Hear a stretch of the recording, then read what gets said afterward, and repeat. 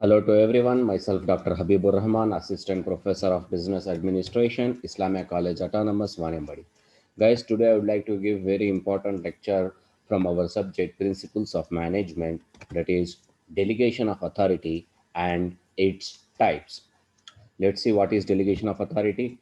Delegation of authority is the process of transfer of authority by a supervisor to his subordinate to perform the task. Yes, guys, delegation. Before explaining about delegation, I would like to tell you what is authority. Authority is power which is having by the manager. If manager is having a power, definitely he will ask his workers or subordinates to do the work. He will instruct them how to do the work.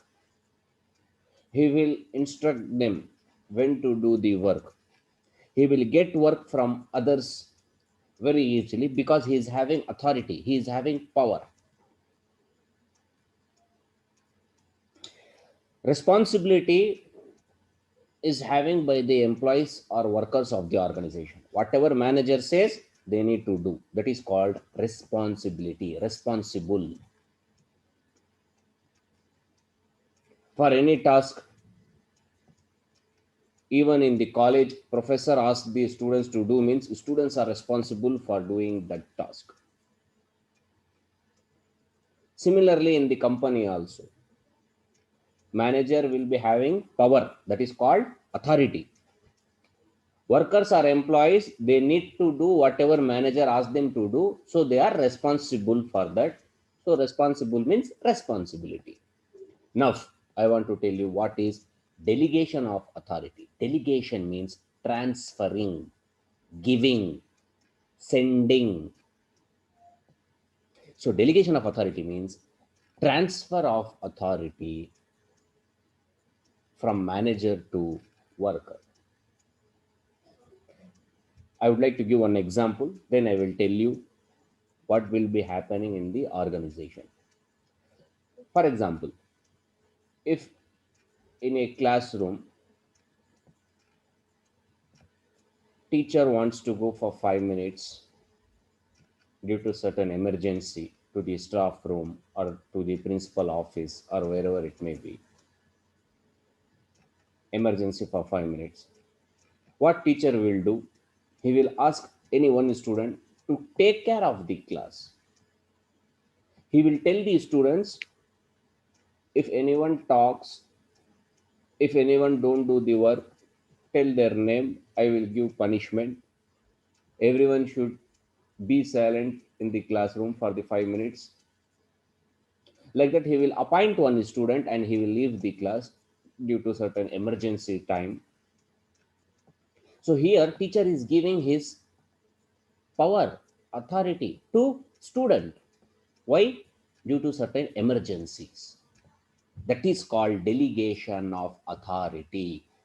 Even in the company also, manager will be having one or the other work. He will give, delegate his power to his subordinates for 1 hour, 2 hour, 1 day, 2 day, 30 days, like that. Fine. Now see what are the types of delegation of authority. General delegation of authority, specific, unwritten, written, formal, informal. Let's see what is general delegation of authority. In the case of general delegation of authority, the subordinate has to perform any function that may be necessary for the accomplishment of the organization. Yes, guys. In general, manager will ask the workers, give freedom to them to perform any task. So every employees will work towards the accomplishment, achievement, or attainment of the organizational goals. That is called general delegation of authority. Point number two, specific delegation of authority. In this case, the subordinate has the authority to perform only a specific job. Yes, manager will give power, authority to workers for performing only one job, only one specific job, not all the job. Till I come, you do this work. You can do. as per your convenient. Like that, manager will give full freedom to them, but certain task only, specific task only. Next, point number three, written delegation of authority. Delegation made by written orders and instructions is called written delegation. Yes, guys. For certain things, for certain job, for a certain task, the delegation of authority will be in written form. The manager will tell the employees in written form what they have to do, at what time, everything. So the employees will be having full power to perform the task. Next, unwritten delegation of authority. In this case, the orders and instructions may not be written. Yes, guys. Not all the power, not all the work will be in the written form. Sometimes it may be unwritten form also. Manager will tell them orally. They have to do the task as per the manager's orders. Next, formal delegation of authority. In the case of formal, authority is delegated as laid down in the organizational structure. Yes, guys, based on the organizational structure, organizational chart, organizational diagram,